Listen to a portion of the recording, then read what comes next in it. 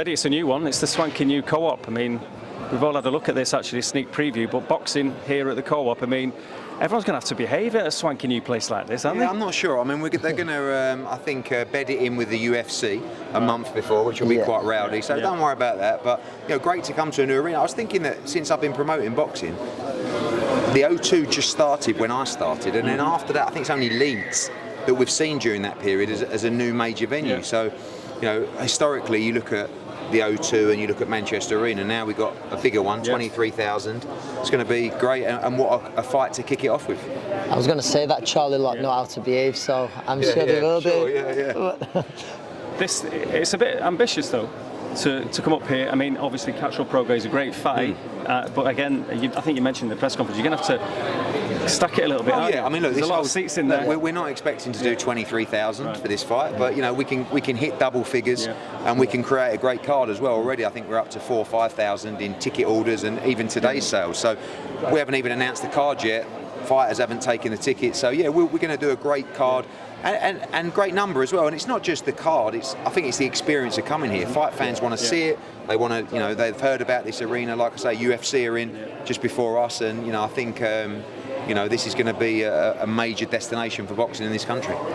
The main event's a belter. You said there about, I think both men have shown a brilliant attitude to take this kind of fight, because outside of the world champions, and some would say reaches a beat from the world champions, was Ronaldo a fight for Jack Catterall to say? No, I didn't expect this fight to happen, and I think that sometimes the best fights get made that way. Yeah. We were going to go with Barboza, who lost to Sean McComb, in my opinion. I think it's a much easier fight, but he was messing around, and then Regis was looking for a fight, and I said to the guys, I went, just ask him if he'd fight Catterall, and they were like, look, he's not, and then he went, I like that fight, I'll take it, and it was like, bang, and within 24 hours we were announcing. So, two guys that have everything to lose but are comfortable to roll the dice, and I think that should be applauded.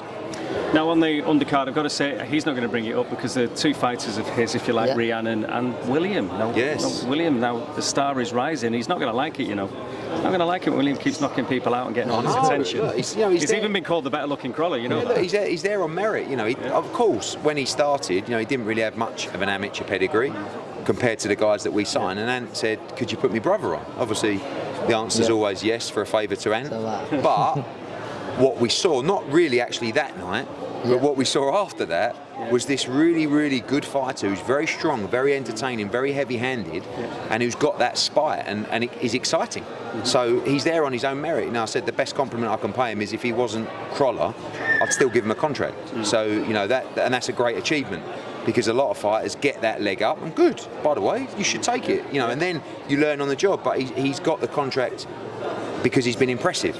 And I think once he gets to English and British, I think he's going to be in some really good domestic fights that are going to be really exciting. I mean, a lot more exciting than Ant's got. Ant's just used to go to points all the time. Do you know what I mean? Until he stopped John Murray, that one fluke.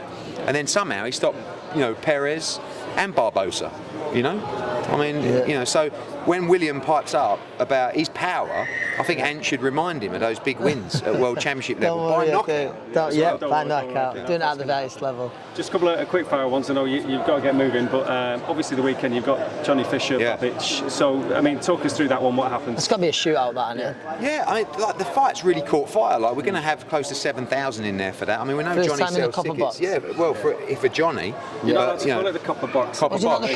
Oh, copper box. Right, sorry, mate. Sorry. Yeah, so it's going to be a situation where it's going to do big numbers. It's a shootout. I like Johnny in that fight because I think he's big and strong. And I think if you're a heavyweight and you're fast, strong, have a good chin and can whack, you're halfway there. Do you know what I mean? And those guys are going to stand up and trade. And even in a trade-off, I fancy Johnny Fisher. Do you know what I mean? But if it goes 3 or 4 rounds and Babic is forcing the pressure, it's going to be a tough night's work.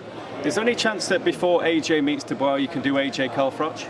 Oh, don't. I mean, look, 2 guys I'm very fond of. Let's just leave it all aside and, Mate, by the way, before you do it, how tense was that the other day when Chairs was getting talked about? Well, look, but AJ never really fits. When you say to him, let's go now, it's the only thing that you can say that makes him go, right. It's just like, you have to understand, everyone goes, oh, AJ, that was really out of character. No, that's him.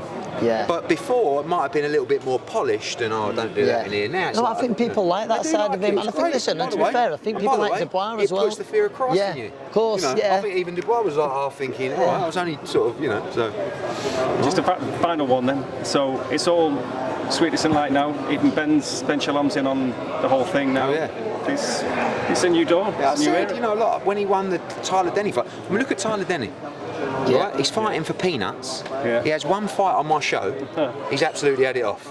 Right? So I said to Ben, roll the dice. It's what the game's all about. Do you know what I mean? But there's talking and there's actually doing it. So we'll see where it goes. But we'll want fighters to get opportunities. And, you know, if Tyler Denny wouldn't have taken that fight, he wouldn't be on the Wembley card. Yeah. So be in big fights. Fighters take chances.